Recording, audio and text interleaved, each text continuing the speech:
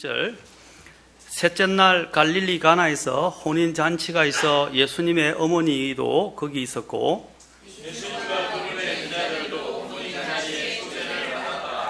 그들에게 포도즙이 떨어짐에 예수님의 어머니가 그분께 이르되 그들에게 포도즙이 없다 하니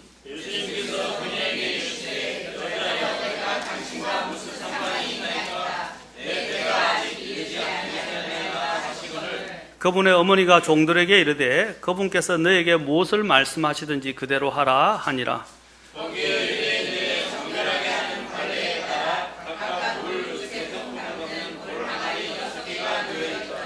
예수님께서 그들에게 이르시되 물 항아리들에 물을 채우라 하신즉 그들이 아귀까지 그것들을 채우니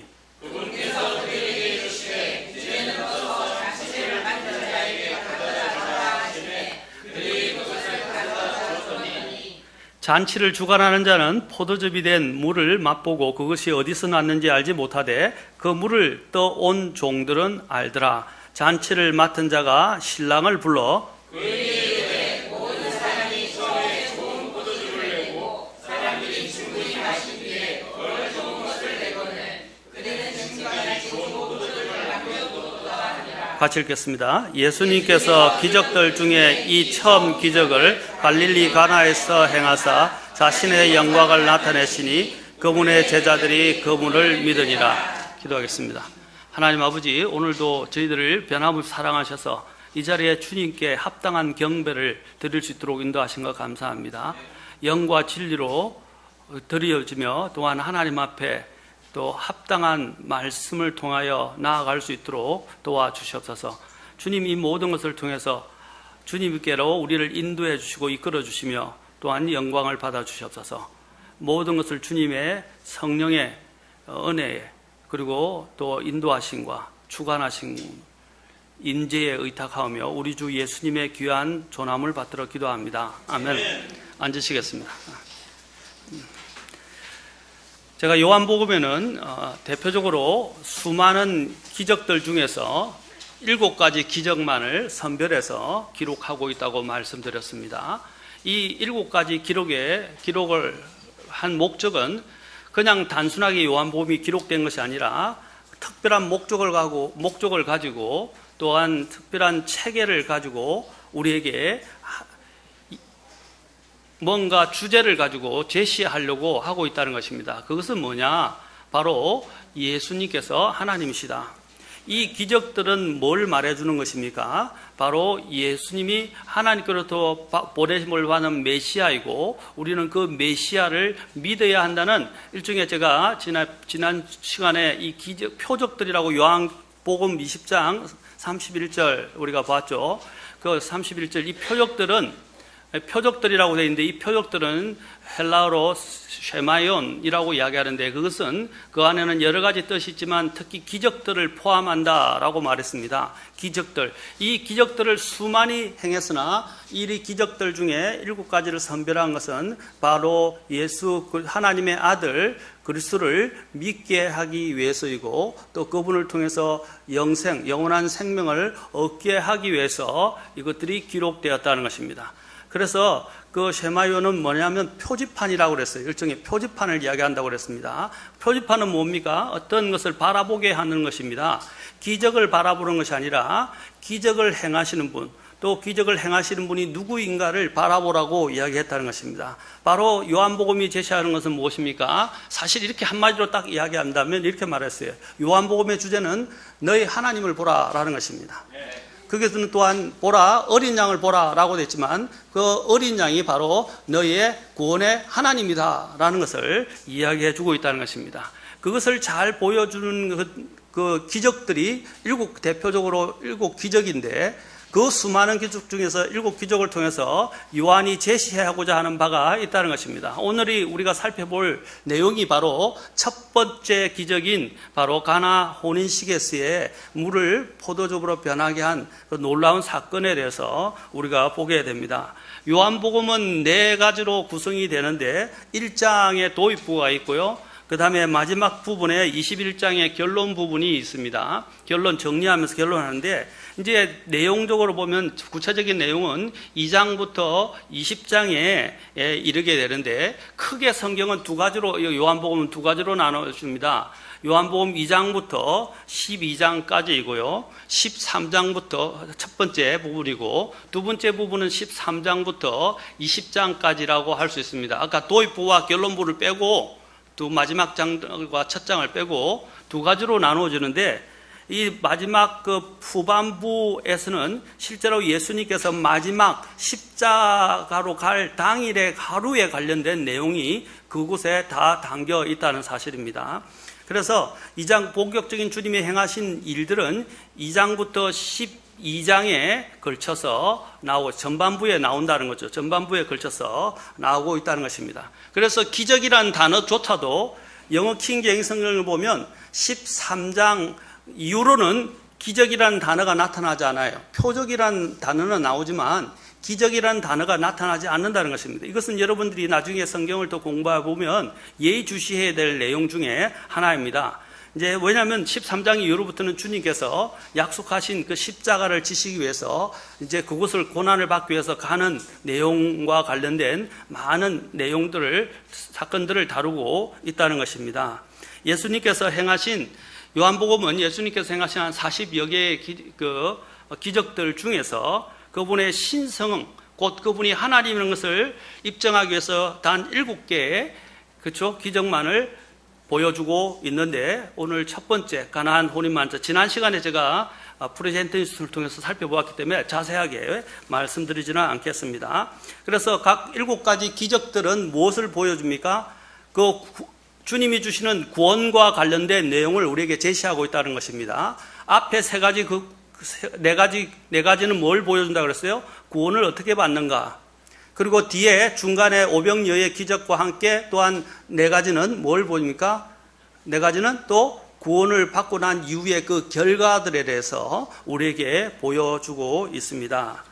자, 각 기적들마다 사실은 예수님의 신성을 드러낸다는 것을 우리는 기억해야 합니다. 오늘 제목은 말씀과 순종의 역학관계라고 말씀드리겠습니다. 말씀과 순종의 역학관계.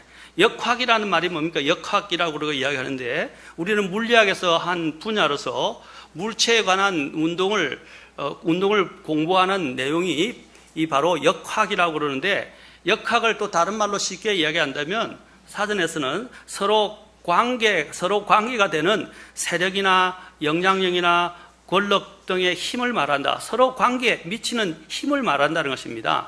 여러분, 말씀과 믿음의 순종은 뗄래야 뗄 수가 없어요. 서로 항상 같이 불가분리의 관계이며 같이 가야 된다는 것을 말해줍니다. 오늘 본문에서 제일 먼저 셋째 날이라고 말하고 있습니다. 셋째 날, 여러분이 셋째 날이라서 성경을 그냥 단순하게 읽으면 안 되고요. 1장을 여러분들이 이해하신다면 실제로 이 날은 7번째 날입니다. 7번째 날에 해당합니다. 그래서 1장의 15절부터 여러분 51절까지 보면 예수님께서 이제 요한복음에서 기록한 첫째, 둘째, 셋째, 넷째가 나와요. 이제 그 뒤로부터 셋째 날입니다. 그 뒤로부터 셋째 날이니까 실제로 보면 이게 무슨 날입니까? 셋째 날이란 말이 7번째 날입니다. 그렇죠? 요한복음에서 주님이 사역을 하신 7번째 날인데, 여러분 성경에 아무 의미 없이 그냥 이런 것들을 기록한 것이 아닙니다. 여기서 셋째 날인 것은 주님이 3일 만에 부활하는 것, 또 주님이 전체적으로 볼 때 이제 주님께서 3일 만에 부활하는 사건들을 이야기하기도 합니다. 또 7번째라는 말의 의미를 여러분이 새길 필요가 있어요. 왜냐하면 이게 가나안 혼인 만찬이 언제 이루어졌다고요? 무슨 날에? 셋째 날이라고 했는데 실제적으로는 7번째 날이라고 말씀드렸어요. 여러분 잘 생각해 보세요. 주님이 이제 이 부분에서 우리가 생각하면 주님의 하나님께서 이루시는 경륜은 어떻게 됩니까? 7로 이루어지고, 그렇죠? 7로 좀 어려울 수도 있지만 어려운 거 아니에요. 이거 굉장히 중요한 것입니다. 하나님이 이 전체 세상을 운영하실 때 7세대를 통해서 운영하시는데, 그 7세대 중에 7천년이면 하루가 천년 같고 천년이 하루 같은 하나님께 대해서는 어떻게 해요? 이 하루하루가 하나의 천년을 생각하시면 됩니다. 그래서 여기서 암시하는 것은 여러분, 혼인 만찬이 언제 있었다고요? 7번째 날이라고 그랬죠? 주님의 경륜, 하나님의 경륜에 있어서 7,000년 되는 때에 우리가 어떻게 되죠? 예수님이 재림을 하시게 되고 6,000년 지나고 7,000년 되는 때에 주님이 재림을 하게 되시고 주님이 지상에 재림하시기 전에 먼저 공중 재림을 하시는데 재림을 시작할 때 우리는 어떻게 됩니까? 하늘로 올라가고, 그렇죠? 이제 하늘로 올라가서 우리가 주님의 그리스도의 심판석에 서게 되고 이 땅에는 7년 대환란이 있게 될 것입니다. 자, 그래서 하늘에서 어떤 일이 있게 됩니까? 그리스도의 심판성과 함께 주님이 재림하시기 직전에 무엇을 하죠? 네, 혼인식을 하게 되죠. 언제 합니까?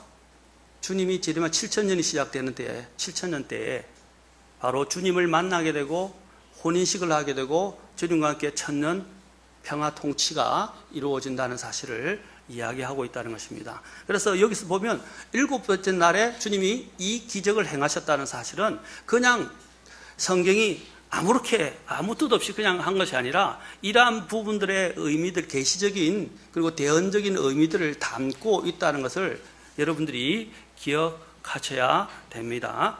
그래서 오늘 여기서 이 셋째 날이라는 것은 바로 가나안 혼인 만찬의 7번째 날에 이것을 기록한 것은 앞으로 7,000년 때에 예수님께서 오셔서 우리와 혼인식을 하게 될 것에 대한 부분들을 대언적으로 또한 암시하는 것이라고 말할 수 있습니다.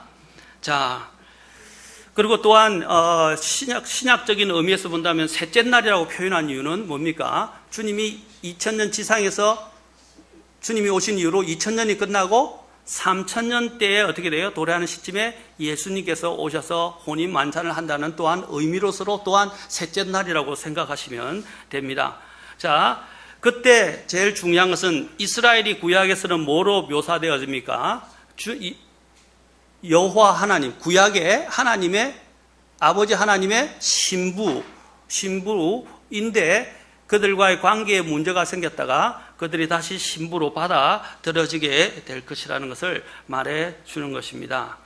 자, 이 부분들에 대한 의미들을 이제 셋째 날이라는 의미를 통해서 이제 우리에게 부여하시면서 말씀을 하십니다. 또한 이 셋째 날은 주님이 죽으시고 부활하실 것에 대한 암시도 포함되어 있다는 것을 말해 줍니다.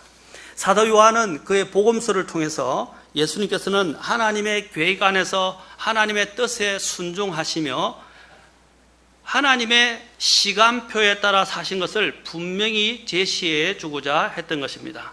자, 여기서 보면 우리가 셋째 날이고 제일 마지막에 11절에서 또 이것을 먼저 짚고 넘어가야 되는데 11절에서 예수님께서 자, 갈릴리 가나에서 이 기적을 처음 행했다고 말씀하시면서 뭐라고 했어요? 뭘 드러냈다고 말씀하시죠? 보세요, 본문을. 자신의 영광을 드러내셨다. 이 영광이 어떤 영광입니까? 바로 하나님의 영광이라는 것입니다. 하나님의 영광. 바로 이 가나 혼인식의 기적의 목적이 뭡니까? 자신의 영광을 나타내셨다고 그랬죠. 이 기적을 이야기할 때 사도 요한이 주도하게 예수님께서 행하신 무슨 기적이라고 그랬죠?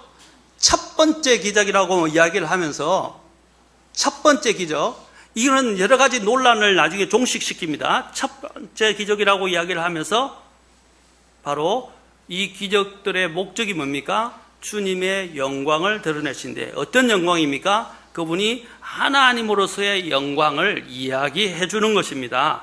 그래서 요한복음 앞에 1장 14절에 보면 뭐라고 말하고 있습니까? 1장 14절에 보면 자, 같이 보세요. 말씀이 육신이 되어 이 말씀이 뭐라고 1장 1절에서 뭐라고 했어요? 이 말씀이 1장 1절부터 3절에서 이 말씀이 곧 하나님이다 그랬어요. 1장 1절에서 이 말씀이 하나님이라고 그랬다고요. 그런데 그 말씀이 뭐라고 그랬어요? 육신이 되어 우리 가운데 거하셨다. 그러니까 다시 말해서 하나님께서 어떻게 하셨다고요? 육체를 입고 이 땅에 오셔서 육신이 되셨다는 것입니다. 자, 이렇게 해서 1장 14절에 말씀이 육신이 되어 우리 가운데 거하심에 자, 우리가 그분의 영광을 보니 뭐라고 그랬어요? 아버지의 독생하신 분의 영광이요 은혜와 진리가 충만하도다 그랬어요. 자, 다시 말해서 여기서 뭘 말하고 있어요?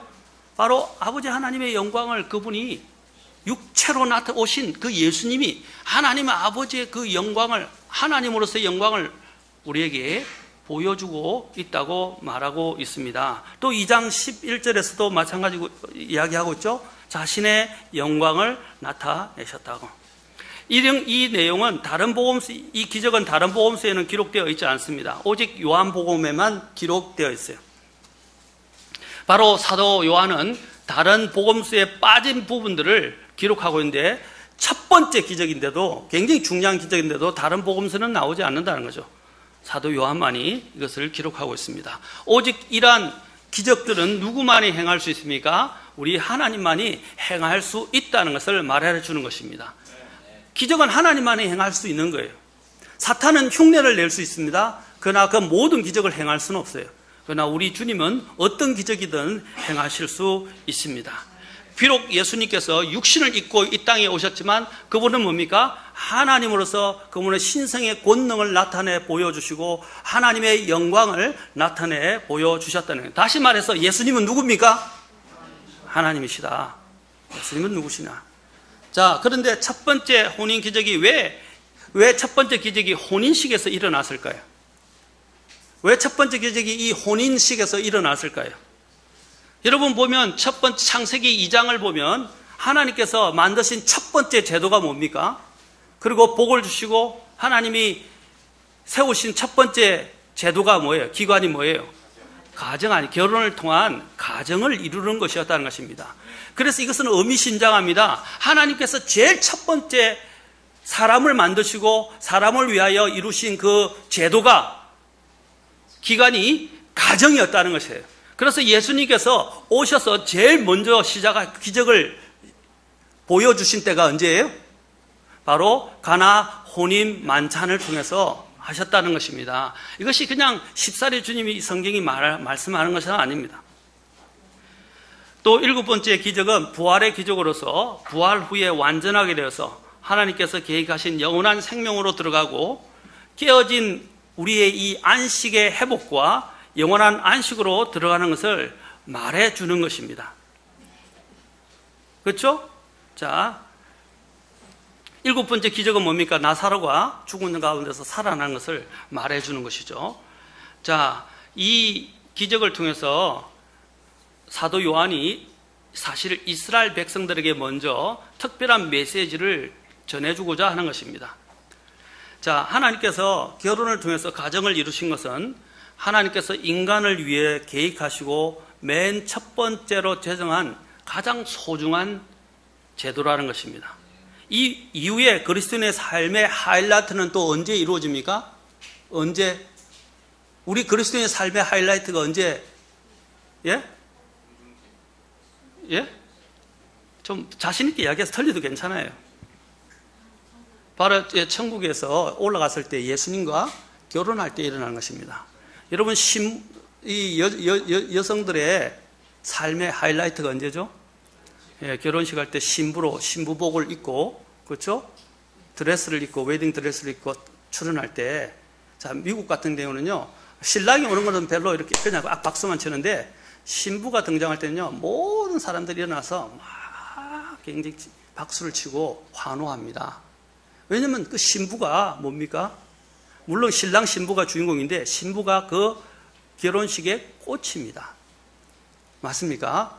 여러분, 우리가 주님과 함께 결혼을 하게 될 혼인식을 거행하면서 주님 앞에 받아들여지면서 등장하게 될 때, 그때가 뭡니까? 모든 전 시대의 가장 하이라이트 부분이라는 것입니다. 조명을 받는다는 것입니다. 그래서 우리가 보면 뭡니까? 신부가 야, 신부 이쁘다. 저렇게 이쁠 수가 있나? 그렇죠?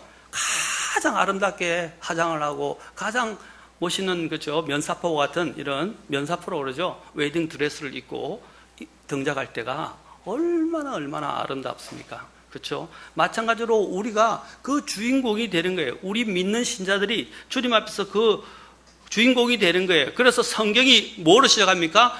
결혼으로 시작해서 성경은 결혼으로 끝난다는 겁니다. 그래서 요한계시록 19장에서 뭘로 끝납니까?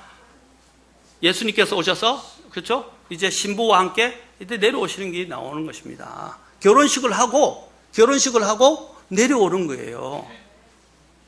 지상 재림하시는 것입니다.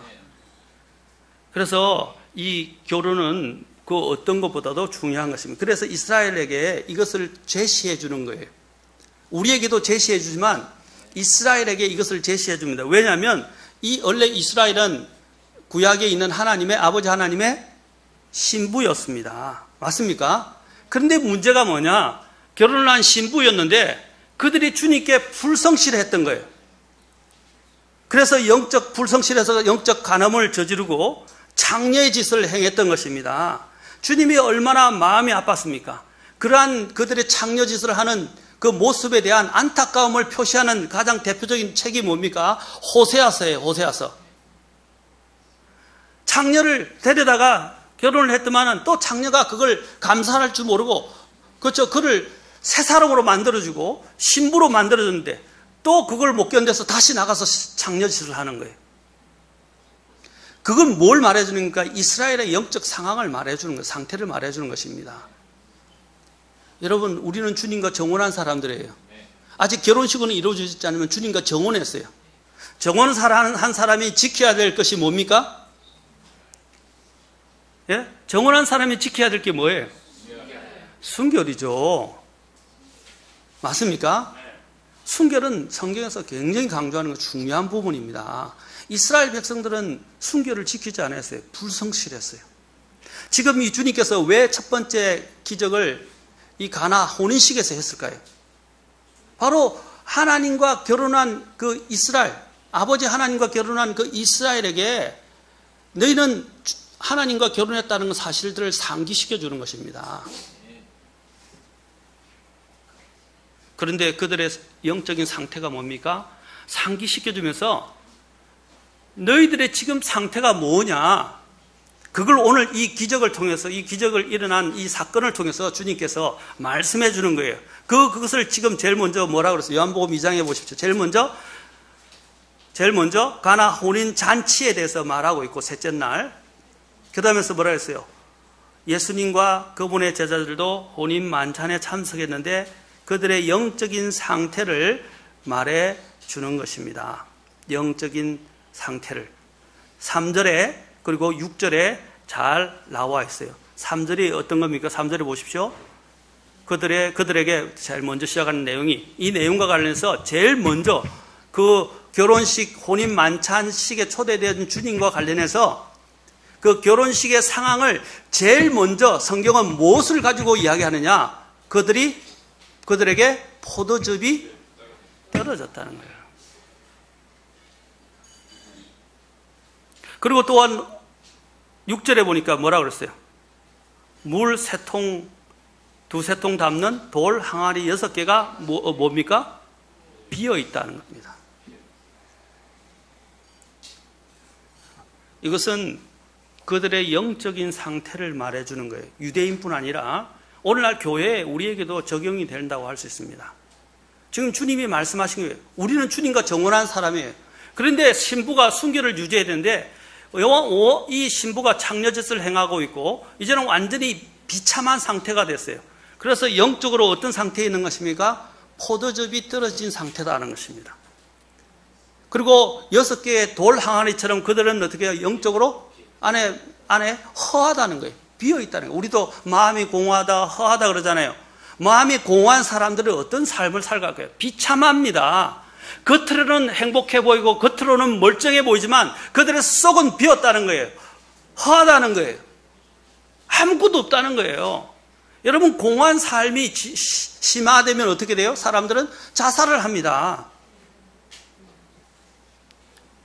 지금 자살하기 직전의 상태, 아사되기 직전의 상태가 바로 이 이스라엘의 상태였고, 오늘날 또한 많은 사람들의 영적으로 주님을 믿는다, 안다 하는 사람들의 영적인 상태를 말해줄 수도 있다는 것입니다. 겉만 번지를 하고 내면은 비어있어 공허한, 그리고 그리스도인이지만 기쁨이 없는, 만족도 없는 그러한 삶을 잘 보여주고 있는 것입니다. 우리 주님께서 오신 목적은 바로 이 떨어진 포도즙을, 그죠? 다시 생성시켜 주시고 빈 항아리의 내면을 채워주시는 것입니다. 그래서 주님이 오셔서 바로 우리의 이 포도즙이 떨어지고, 포도즙은 나중에 이야기하자면 기쁨을 상징하는데, 기쁨과 만족을, 이 기쁨과 만족이 떨어지고 또 돌 항아리처럼 이 공허한 삶에 주님께서 오신 목적이 뭐냐? 바로 그러한 사람들의 삶에 체험을 주시고 충만을 주시고, 체험에 충만함을 주시고, 또 공허하고 이 떨어졌으니까 마실 게 없잖아요. 마실 게 없으면 뭐예요? 목이 메이게 되고 마르게 됩니다. 그럼 가라게 되는 거예요. 갈증을 느끼게 돼요. 그러면 어떻게 해요? 갈증을 느끼는 사람 참 힘듭니다. 갈증을 참는다는 것은요. 그런데 그런 가라앉은 곳에 만족의 기쁨과 삶의 활력을 주시려고 주님께서 오셨다는 것을 말해주고, 이 기적을 통해서 주님께서는 바로 이 부분, 이렇게 해 주실 수 있는 유일한 분이 주님이시다는 것을 말해주는 것입니다. 그리고 이 기적을 행하신 그 주님은 다른 분이 아니라, 인간 예수가 아니라 하나님, 그렇죠? 육신을 입고 오신 하나님으로서의 예수님이라는 것을 우리에게 보여주는 것입니다. 자, 포도즙이 떨어졌다는 것을 한번 생각해 보겠습니다. 포도즙이 아니라, 포도주가 아니라 신경성인 포도즙이라고 말합니다. 성경은 절대 금주를 가리킵니다. 그리스도인들이라면 술을 대면 안 됩니다. 사람들은 합리화하기 위해서 그것을 뭐 포도주라고 그러고 술 조금 먹는 것은 괜찮다고 하는데, 성경은 절대로 그렇게 말하지 않습니다. 그리스도인들이 술에 손을 댄다면 손 떼십시오. 하나님이 기뻐하지 않습니다. 다음에 구체적으로 술에 대해서 설교할 기회가 있겠지만 절대 금주하셔야 됩니다. 이것은 또한 그리스도인의 간증을 세우는 데 있어서도 좋지 못하고, 세상 사람들을 구원시키려면 어떻게 해야 됩니까? 구원시키려면 좋은 본을 세워야 돼요. 자, 우리는 이 포도즙이 떨어졌다는 것은 바로 사람이 고갈되고 비어있는 부족한 인생에 대해서, 모자라는 인생에 대해서 이야기한 것입니다. 이 이스라엘에서 이 결혼식은요, 하루 종일 잔치를 하고요, 7일 동안 진행이 됩니다. 7일 동안요. 여러분, 하늘에서 우리가 어떻게 해요? 하늘에서 7년 동안 잔치를 벌이죠. 맞습니까? 7년 동안, 그게 7일과 관련되어 있어요. 7년 동안 그리스도의 심판석이 있으면서 잔치를 마지막에 하이라이트로 잔치를 하고 마지막에 하이라이트를 하고 내려오는 거예요. 그것을 바로 이스라엘의 풍습을 통해서 우리는 알 수 있습니다. 그래서 하루 종일 7일 동안 계속 되는데, 밤이 늦었어야 결혼식을 이제 올리게 됩니다. 그래서 결혼식 후에는 신랑 신부가 살 새 집으로 가서 손님을 모시고 무려 일주일간 잔치를 합니다. 자, 우리를 어떻게, 신랑이 신부를 데리고 가서 어떻게 7일 동안 하죠? 그렇죠? 잔치를 하게 되죠. 맞습니까? 네. 마찬가지로 주님께서 우리를 위해서 어떻게 하시죠? 우리를 데리러 오셔서 우리가 휴거하게 되면 또 죽은 자는 부활해서 그들을 데리고 공중 하늘에 있는 처소로 데려가셔서 7년 동안 우리를 위해서 잔치를 베푸신다라는 것입니다. 그래서 잔치를 베풀고 결혼식을 하고 재림을 하시게 되고, 7,000년 동안 어떻게 해요? 이제 7,000년 때는 마지막 천년 왕국 때 그분과 함께 같이 통치하면서 살게 될 것입니다. 로마 지배하에서 유대인들이 있었기 때문에 여러 가지 상황이 사실 좋지 못했어요. 그래도 이 결혼식 날만큼은 모든 시름과 고통을 잃어버리고요, 온 동네 사람들이 즐거워하고 함께 모이며 축제와 같이 이렇게 함께 모여서 즐거워했던 날이 바로 이 결혼식이었습니다. 그런데 이 결혼식, 놀라운 결혼식에 있어서 한 가지 큰 문제가 생겼는데, 그것이 어떤 문제입니까? 포도즙이 떨어져 버렸다는 것입니다. 이 포도즙은 무엇을 말하는가? 그 잔치에 있어서 가장 핵심적인 부분입니다. 포도즙이 떨어지면요, 잔치의 기분이 다 망가지게 되고요, 그 주인도 난감해지게 되고, 그렇죠? 잔치 분위기가 다 사그라들게 된다는 것입니다. 우리도 그렇잖아요. 잔치를 했는데 음식이 너무 모자라 버려요. 흥이 다 깨져 버립니다. 그렇죠? 어떻게 먹을 게 없는데 그냥 이 허지부지 되다가 그냥 잔치가 파괴된다는 것입니다. 마찬가지로 여기서 특히 이스라엘 사람들에게 포도즙은 너무너무 중요한, 잔치에서 중요한 음식물이었어요. 그런데 그 포도즙이 떨어져서 이 가정의 위기가, 이 잔치집의 위기가 찾아온 것입니다. 우리의 이것은 이스라엘의 영적인 상태를 보여주지만 저와 여러분의 영적 상태는 그렇지 않습니까? 혹시 내 안에 가장 중심에 된 기쁨을 상징하는 주님이 주시는 그 주님의 그 기쁨이 내 안에 상실되어 있지는 않으십니까? 우리가 주님과 함께 사실 살아가는 것은 힘든 일이지만, 그리스도의 삶을 사는 건 힘들지만 주님과 함께 동행하는 것은 기쁨입니다. 그것은 잔치 분위기와 같은 거예요. 그렇죠? 우리 주님이 지금 나와 함께 동행하십니다. 자, 한 가정이 출발을 하면서 많은 사람들의 축복을 받으며 시작된 이 잔치가 포도즙으로 인해서, 포도즙의 이 떨어짐으로 인해서 중단될 위지경에 처하게 된 것입니다. 정말 작은 일이 아닐 수 없습니다. 포도즙은 잔치의 전부라고 할 수 있습니다. 이것은 또한 손님들에 대한 엄청난 결례입니다. 어떤 분은, 어떤 학자분은 이 결례, 이것을 포도즙이 없어서 음식이 떨어져서 여러분 이 장치가 허지부대거나 파하게 되면요, 심지어는 배상까지 해야 된다고 이야기를 하더라고요. 그 유대의 풍습에서. 그 정도로 배상을 해야 되는 엄청난 가난한 집안이었어요. 이 가난한 집에서, 그렇죠, 가난한 집에서 이 잔치를 크게 벌렸는데 이게 떨어지게 됐다는 것은 이제는 그들이 또한 배상할 책임을 지게 됐다는 것까지도 의미하는 것입니다. 대단히 중대한 문제였다는 것입니다. 잔치집에서 포도즙이 떨어졌다. 사랑하는 성도 여러분, 우리 인생에 있어서 오늘 보는 것처럼 우리 삶에 있어서도 혹시 이런 포도즙이 떨어진 것 같은 결핍과 곤경과 부족함의 연속은 아닌지 한번 생각해 봅시오. 내 인생이 지금 계속 결핍을 느끼고 있지 않습니까? 뭔가 모를 공허함과 결핍을 느끼고 있지 않습니까? 오늘 이것은 유대인들에게 말해 주는 것만뿐 아니라 사실 주님이 우리에게 지금 말씀하시는 거예요. 이 첫 번째 기적의 말씀을 통해서. 내 삶이 지금 공허하고 결핍되어 있고 모자라는 인생을 살고 있지는 않습니까? 나름대로 나는 열심히 살아보겠다 그러고 철저히 준비한다고 애를 써보지만 여전히 뭔가 공허하고 부족하고 모자란 것입니다. 궁핍의 문제, 이 부족함의 문제는 유사이래로 인류를, 우리 인간들을 끊임없이 괴롭혀온 원인입니다. 그리고 해결해야 될 숙제입니다.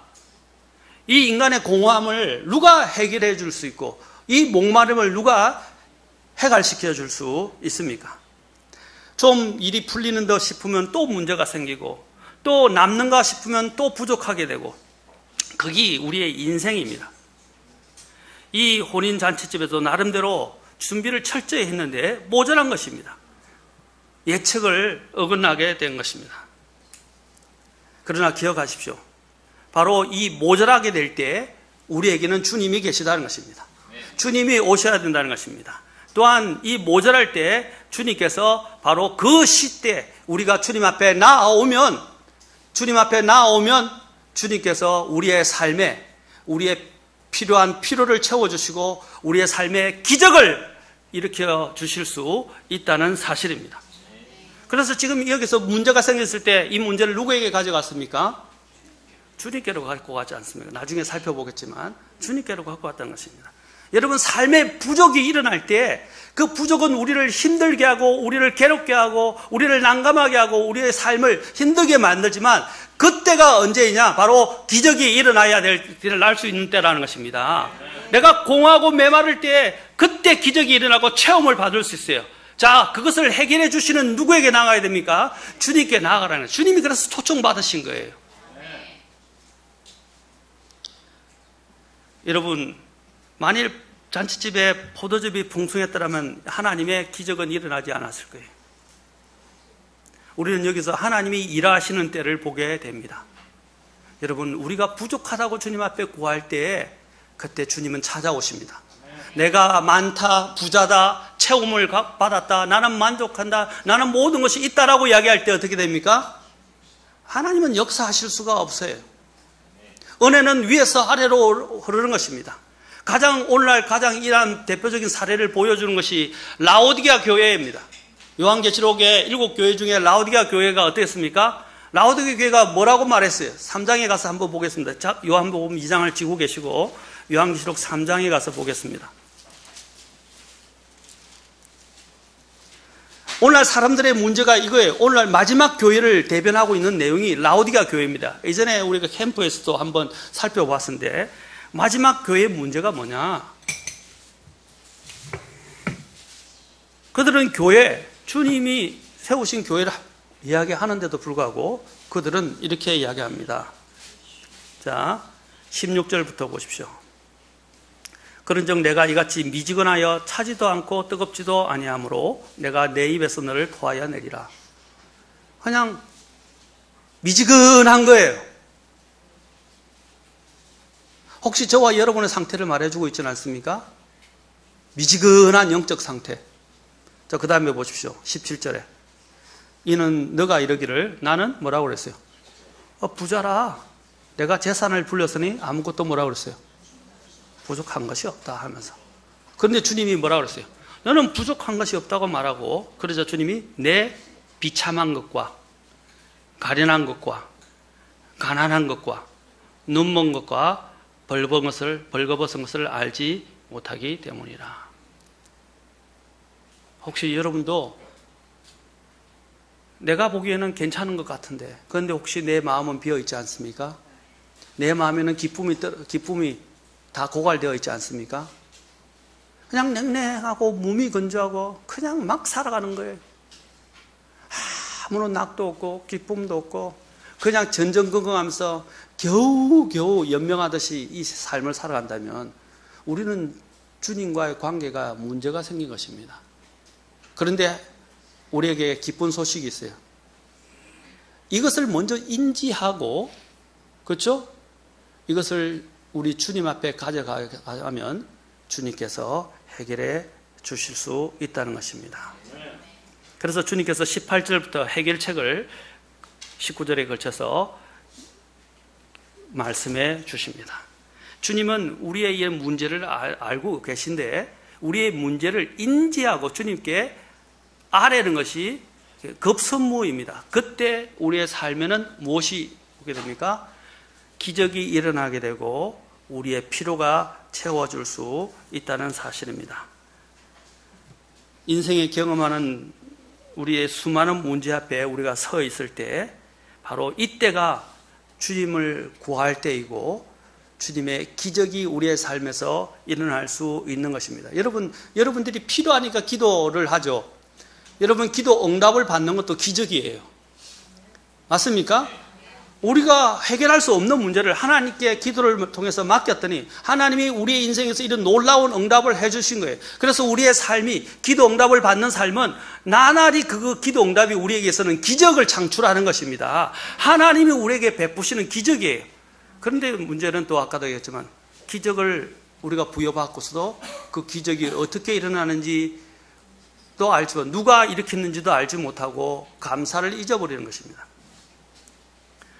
오늘 이 이야기는 경륜적으로 볼 때에 또 이스라엘의 영적 상태를 말해준다고 말했습니다. 이스라엘의 영적 상태는 뭡니까? 아까 돌 항아리였죠. 포도즙이 떨어졌다는 것은 그들의 삶의 기쁨이 없어졌다는 것입니다. 그냥 여러분 유대인들의 삶을 그 당시 예수님 오실 때 유대인들의 삶을 한번 상상해 보십시오. 뭡니까? 그들은 종교 의식만 남아 있었어요. 그래서 그냥 주님 앞에 경배드려야 되고 해야 된다는 의무감만 가지고 타성해져서 종교 의식만 가지고 하나님 앞에 그냥 나와왔던 것입니다. 아무런 감사와 의미와 주 하나님과의 관계도 없이 그냥 형식적인 삶만 남았다는 거예요. 형식적인 종교적인 삶만 남았다는 거예요. 여러분 요한복음이 놀랍게 제시하는 게 뭡니까? 나중에 여러분 요한복음 기적과 관련해서 보게 되겠지만 이제 요한복음 가서 한번 5장에 가서 잠깐 1장만 봅시다. 다른 자세하게 볼 건 아니지만 5장 1절에 보면 이렇게 돼 있어. 나중에 자세히 살펴볼 것입니다. 유대인들의 상태를 잘 말해주는 또 다른 내용이 뭐냐? 지금 2장에서 이제 시작을 하는데 5장 1절에서 말했어요. 이 일 뒤에 뭐라고 그랬어요? 예, 유대인들의 명절이 있어. 자, 여러분들에게 말씀드린 건 성경에 여러분 레위기 23장에 가면 나중에 알겠지만 이 명절은 7대 명절이 있는데 이 명절은 뭐라고 표현되어 있냐면 주님의 명절이에요. 하나님의 명절이란 말입니다. 그런데 이렇게 킹제임 성경 여기 우리가 있는 요한복음에서 뭐라고 지금 말하고 있죠? 이 무슨 말을 하는 겁니까? 하나님의 명절이 형식만 남아서 종교적이고 정교적이고 형식과 의식만 남아있고 공허하고 주님이 없는 명절이 되어버렸어요. 그래서 뭐라고 주도 면밀하게 주의 깊게 사도 요한이 뭐라고 말하고 있습니까? 유대인의 명절이라고 말한 것입니다. 여러분들이 오늘 교회에 온 것도 마찬가지고 교회 생활하는 것도 한번 생각해 보십시오. 혹시 그냥 형식적으로 어쩔 수 없이 타성에 젖어서 억지로 끌려와서 오늘 이 예배에 참석하고 있지는 않습니까? 혹시 그런 식으로 신앙생활을 하고 있지는 않습니까? 바로 이 유대인들의 이런 삶이 지금 영적인 상태가 지금 오늘날 우리의 모습일 수도 있어요. 여러분의 중심은 하나님이 주시는 기쁨이 떨어져 있고 돌 항아리처럼 딱딱하고 견고하고 속은 텅 비어 있지는 않았습니까? 다시 말해서 이스라엘은 영적으로 파산 지경이었어요. 종교적인 의식만 있었지만 생명이 없었어요.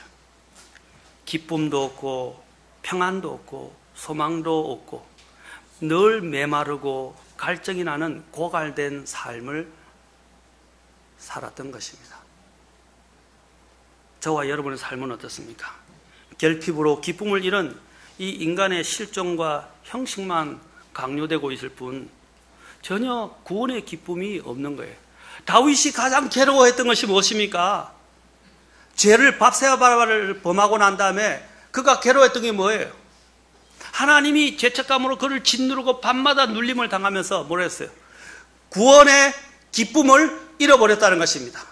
그의 영이 자유롭지 못한 거예요. 그래서 그가 시편 51편에서 뭐라고 그랬습니까? 나에게 구원의 기쁨을 회복시켜 주시고 내게 자유로운 영을 다시 달라고 말씀하고 있습니다. 여러분, 주님이 없고 내 삶에서 주님이 빠져버린 삶은요, 이렇게 고갈되고 메마르고 처절하고 비참한 삶이에요. 겉은 멀쩡해 보이지만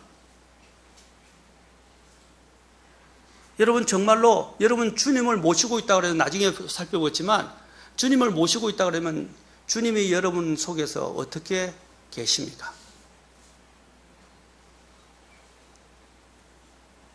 혹시 여러분도 영적 공허함과 파산에 허덕이고 있지 않습니까? 영적 파산 상태에 있지는 않은가요? 기쁨과 생명력을 혹시 잃어버리지는 않으셨나요? 성경에서 항상 포도즙은 기쁨을 상징합니다. 이것을 보려면 시편 104편 5절이라든지 15절이라든지 사사기 9장 13절을 살펴보십시오. 그래서 성경은 포도즙은 항상 기쁨을 상징한다는 것을 보게 됩니다. 사람의 마음을 즐겁게 하는 포도즙이라고 되어 있어요. 사람의 마음을 즐겁게 하는 포도즙. 이 포도즙은 사람의 마음을 즐겁게 합니다. 그리고 또한 사사기 9장 13절에서도 재판관기 포도나무가 그들에게 이르되 내가 하나님과 사람을 기쁘게 하는 내 포도즙을 버리고 라고 그랬어요. 하나님과 사람을 기쁘게 한다고 그랬어요. 이 기쁨의 상징이에요. 포도즙은 기쁨을 잃어버린 이스라엘, 기쁨을 잃어버린 오늘날 그리스도인을 한번 생각해 보십시오. 혹시 나는 그 중에 속해 있지는 않은지. 여기서 아까 셋째 날인데 셋째 날이라는 것은 회복을 이야기합니다. 부활과 회복을 이야기합니다. 또 일곱 번째 날도 그것도 뭡니까? 모든 것들이 완성되어지고 회복되는 걸 말하는 것입니다. 자, 우리가 주님께서 오셔서 이 세상을 종식하시고 이 땅에 재림하셔서 그렇죠? 혼인 만찬을 하시며 통치를 하시게 되면 그것이 어떻게 됩니까? 이제 모든 이 세상에 평화와 기쁨이 찾아오는 시기가 될 것입니다. 그래서 우리는 주님의 혼인식을 기다리고 있는 것입니다. 아멘. 그때는 주님께서 어떻게 내가 다시 올 때까지는 뭐라 그랬어요? 포도나무에서 난 열매를 먹지 않겠다 그랬어요. 그래서 주님이 다시 오시면 뭐가 등장해요? 포도나무에서 난 열매로 만든 포도즙이 등장하는 거예요. 왜? 기쁨을 이야기하기 때문에. 주님이 와서 회복을 시킬 때만이 우리에게 기쁨이 오게 되는 것입니다. 그때 또한 우리는 하나님의 그 그리스도의 참된 영광을 눈과 눈으로, 그렇죠? 얼굴과 얼굴을 맞대어서 그분의 영광을 보게 될 것입니다. 여러분 신랑 보고 싶지 않으세요? 신부가 결혼하는데 신랑에 대해 관심이 없고, 그러면 결혼하지 말아야죠. 그렇죠? 정략 결혼이죠. 정략 결혼은 나중에 탄로나게 돼 있어요. 신부의 가장 신부가 결혼식에 할라 했지만 신부가 가장 고대된 것은 신랑을 보고, 이때는요 정혼을 했지만 신랑을 보지 못했어요. 신랑을 결혼식을 통해서만 볼 수가 있었단 말입니다. 맞습니까? 우리의 신랑이신 주님을, 여러분 바로 주님을 그때 대면하기, 우리는 지금 주님과 어떻게 됐다고 그랬어요? 정혼한 상태예요. 그래서 순결을 유지해야 되고, 그 주님을 얼굴을 맞대어 보게 될 그 날을 바라보십시오. 그때는 정말 아름다운 영광 속에 있는 우리 주님의 모습을 보게 될 것입니다. 하나님의 영광으로 가득 찬 주님의 모습을 보게 되고, 나도 그 영광의 일부로 참여하게 될 것입니다. 아멘? 그 영광을 같이 나누게 될 거예요. 얼마나 놀라운 상태입니까? 이제 주님을 만나게 될 때 우리에게 다시 기쁨이 회복되고, 우리 안에 이제 생명이 가득 차게 되고, 영원한 만족을 얻게 될, 그리고 주님의 영광을 보게 될 그날을 오늘 여기서 우리가 기대할 수 있을 것입니다. 유대교는 아직 종교적인 제도로서 그냥 존재하고 있지만, 더 이상 그래서 사람들의 마음에 기쁨과 위로를 주지 못했습니다. 냉랭하고 기계적이고 습관적인 타성에 젖은 종교의식으로 몰락해버렸고, 경건의 능력은 없고 경건의 모양만 있었고, 하나님은 그들 가운데 계시지 아니하고 그들을 떠나버렸고, 그들의 심중에는 포도즙이 다 떨어진 빈 항아리처럼 공허하고 목마른 영혼의 가뭄이 극심했다는 것입니다. 이것은 영적으로 볼 때 바로 죄인의 상태와 죄인이 어떻게 구원을 받고 구원의 기쁨을 회복할 수 있는지를 말해주는 것입니다.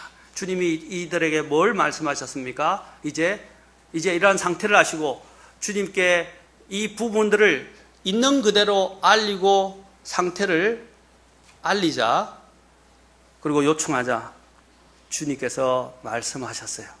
물 항아리에 물을 채우라. 얼마나 놀라운 말씀이에요. 물 항아리에 물을 가득 채우라. 어디까지 채우라 그랬어요? 아귀까지, 제일 위에 물이 넘칠 것 같이 아귀까지 채우라 그랬어요. 바로 하나님께 나아올 때 하나님이 우리의 삶에 기적을 창출하시기 위해서 이제 우리가 하나님께 우리의 상태를 아뢰고 하나님 앞에 겸손하게 엎드려서 구하면 주님께서 어떻게 우리의 삶에 찾아오셔서 우리의 삶의 가장 필요를, 영적 고갈 상태를 메꾸어 주시고 채워 주시고 만족을 주실 수 있도록 일하신다는 것입니다. 주님께서 일하시도록 주님 앞에 나아가십시오. 그러면 주님이 우리에게 말씀하십니다. 물을 항아리 아구까지 채워라. 이 얼마나 기쁜 소식입니까? 해갈될 수 있는 상태입니다. 여러분, 그 당시에 사랑하는 성도 여러분, 그 당시에 이 중동 지방에는 귀한 게 뭐예요? 물이었어요. 나중에 보겠지만 이 종들이 그 6돌 항아리에 물을 채우는 일도 쉽지 않았어요. 지금 잔치에 다 떨어졌는데 이 물 항아리를 물을 길어서 또 올려면요, 우물을 찾아야 되고, 그렇죠? 물 있는 곳을 찾아 나서서 그것도 지고 와가지고, 그렇죠? 둘을 지고 와가지고 그걸 퍼 날라야 됐어요. 얼마나 힘든 과정인지 몰라요. 나중에 보겠지만 종들은 묵묵하게 아무 대꾸 없이 그 일들에 순종을 했습니다. 여기 돌 항아리는 무엇을 말했습니까? 돌은 진흙으로 지어진 인간을 상징해 지는 것입니다. 왜 돌 항아리라고 표현을 했을까요? 그것은 진흙으로, 흙으로 만들어진 인간의 상태를 말해주는 것입니다. 아담의 뜻이 뭐예요? 아담의 뜻이 흙이란 뜻이에요. 붉은 흙, 흙이라는 거예요. 흙. 여러분, 우리가 이 아담이라는 이름을 통해서 우리의 존재가 어디서부터, 여러분 미국에 보면, 여러분 보면 성이 있는데 성들이 있어요. 스미스라든지 뭐 베이커라고 하는데, 베이커가 뭐예요? 그 집안 내력이 빵 굽는 집안이었다는 걸 말해요. 스미스 하면 뭘 말해주는 거예요? 예? 대장장이, 그렇죠? 대장간에서 그 집안이 내려왔다는 것을 그 성을 통해서 말해주는 거예요. 그렇죠? 그 집안이 원래 어떤 집안이었는지. 마찬가지로 여기 돌 항아리는 뭘 말해주는 겁니까? 우리의 상태가 원래 뭐였는지를 말해주는 거예요. 예, 우리는 바로 이 돌, 비어있는 항아리 돌과 같은 인간의 상태를 말해주는 거예요. 인간이 어디서 왔냐? 흙에서 왔다는 것입니다. 근데 그 돌 항아리가 비어있다. 그들이 흙으로 만들어졌고, 또한 흙으로 만들어졌지만 하나님이 원래 하나님의 생명을 불어넣어서 인간을 만드셨는데도 불구하고 그들이 하나님과 교제가 끊어짐으로 인해서, 하나님과의 생명의 교제가 끊어짐으로 인해서 그들이 인간의 마음 상태가 공허하고 가라고, 그렇죠? 허한 상태를 말해주는 것입니다. 죄인의 삶은요, 죄인이 그래요. 불순종하고 죄인의 삶은요, 겉보기에는 멀쩡해 보이지만 그 마음의 상태는 하나님 보시기에 얼마나 비참한지 몰라요. 혹시 저와 여러분이 주님과의 교제가 끊어지고 내가 불순종, 나의 불순종과 죄 때문에 내가 혹시 주님과의 상태에 있어서 마음이 냉랭하고 허하고 기쁨도 없고 살아갈 의욕도 없고 그냥 억지로 어쩔 수 없이 끌려가는 삶을 살고 있지는 않습니까? 오늘 그렇다면 우리가 어떻게 됩니까?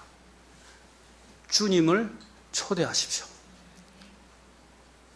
또한 우리의 필요를 주님께 아뢰십시오. 우리의 이 공허함을 채워줄 수 있는, 가람을 채워줄 수 있는 유일한 분은 주님이십니다. 주님께 나오십시오. 사생결단하면서 나오십시오. 주님 아니면 이 문제를 해결해 줄 수가 없어요. 이 기적을 창출할 수 없어요. 우리의 삶에 만족을 주시고 우리의 삶의 필요를 채워줄 수 있고 우리의 문제를 해결해 줄 수 있는 유일한 분은 주님이십니다. 왜 주님께로 나오지 않습니까? 이제는 주님께로 나아올 때라는 것을 우리에게 말해줍니다. 혹시 저와 여러분 가운데서 내 죄와 불순종을 해서 내 영적인 삶이 지금 그냥 전전긍긍하고 기쁨 없는 이런 삶을 살고 있다면,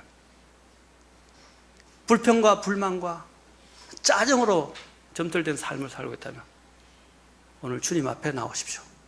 다음 시간에 우리가 살펴보겠지만 주님께서 물을 채우라 그랬는데 물은 말씀을 의미합니다. 사랑하는 성도 여러분, 지금이 주님 앞에 구할 때입니다. 지금이 주님께 순종해서 물로 그 항아리를 먼저 채워야 합니다. 물을 채웠다고 해서 기적이 당장 일어나진 않아요. 일단 순종해서 물을 채우고 시작해야만이 주님이 기적을 창출할 수 있습니다.